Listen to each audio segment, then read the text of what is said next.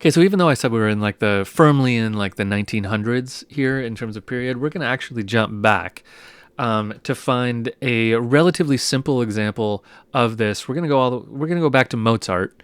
So not of that period that I talked about, but Mozart was doing this too. He was using chromaticism to spice things up, and it's something that composers in the 1900s do a lot, whereas Mozart did it rarely. But we have an example here that is a really good way to talk about chromatic sequences, and it's something we've looked at before. We looked at this measure in the last class. This was our world tour of augmented sixth, right? Where it kind of goes French, German, Italian, augmented sixth, right there. That's what we looked at before, but now we're going to look at like the, 5 or 6 measures before it. So this comes to us from Mozart String Quartet in D minor, the third movement. This is measures 22 through 29. So let's just hear it, and then we'll talk through it, and then we'll do a full analysis of it. So here it is.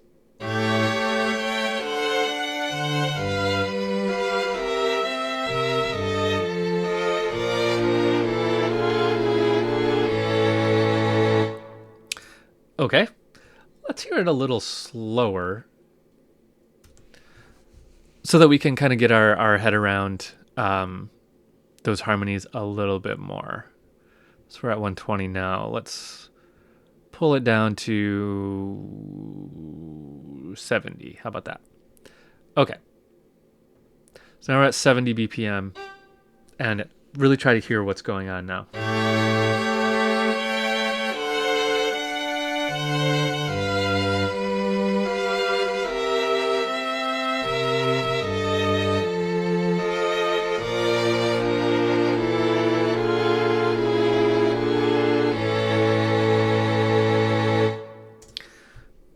Cool. And actually, I thought that sounds funny. I heard a mistake. That note I entered in wrong. But now it's right. One more time.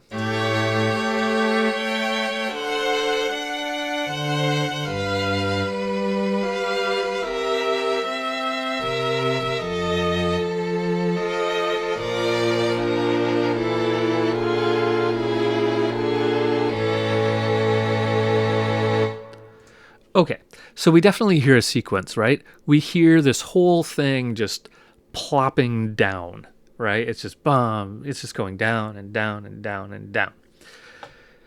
So we could probably spot that from a mile away as some kind of sequence, right? It's just plodding down. But we also hear some real definitive chromaticism in it, right? We can see it straight up, pretty much right away. Look, F sharp, F natural, E, E flat, D, right? Let's look at the second violin. C sharp, C natural, B, B flat, A. And then it jumps down to, or up to B flat. So I guess that's another chromatic note.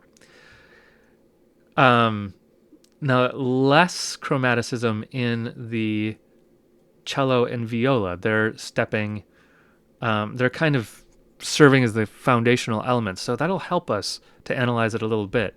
We can just see that there's less chromaticism there because there's less accidentals, right? There are no accidentals in the cello part. So that might help us kind of ground what we're doing a little bit. Okay, so before we dive into analyzing this, two things. First of all, this is a string quartet. I think we've looked at string quartets before, but we have 2 violins, viola, and cello. One thing to note here is the viola clef. I can't remember if we've looked at the viola clef at all.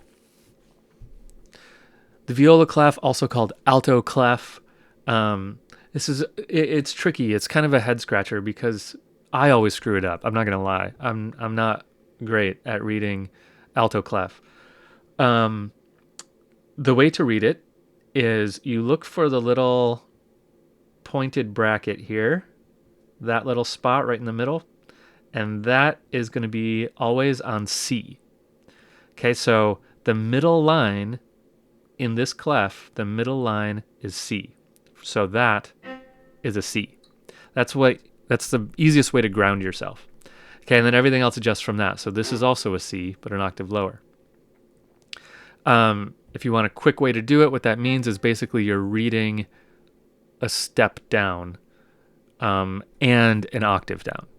So this C is an octave lower than this C, for example.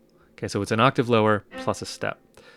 So that means this is going to be a G, right? Because G, A, B, C.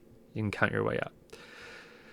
So viola is the only instrument that consistently reads in this clef. I think there's a couple other instruments that will bounce to this clef sometimes, but viola is always written in this clef. Viola can switch to treble clef if it gets really, really high. You might switch over to treble clef, but you always use as the main one is this alto clef. So I'm debating, should I switch it to treble clef or leave it at alto clef?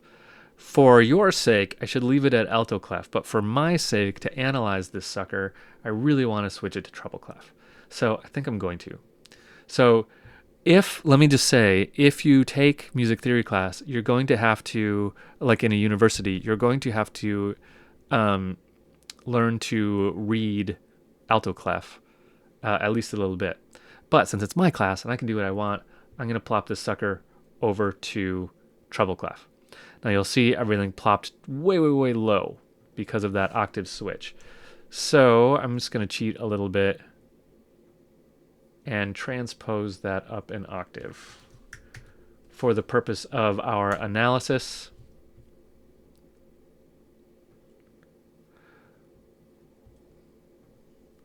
Let's go up an octave. Okay. Now the notes are technically inaccurate. They're an octave off, but it's just going to be easier for us to read, and I'll do my analysis and then maybe I'll switch it back to alto clef. I usually do that. I know it's cheating, but it's my class, so I'm going to do it.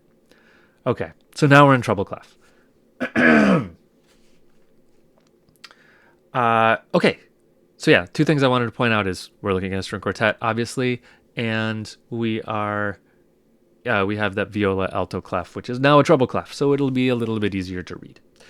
Our cello is still bass clef. Bass clef I'm going to leave because we got to get comfortable at bass clef. Okay, so let's dive into our analysis.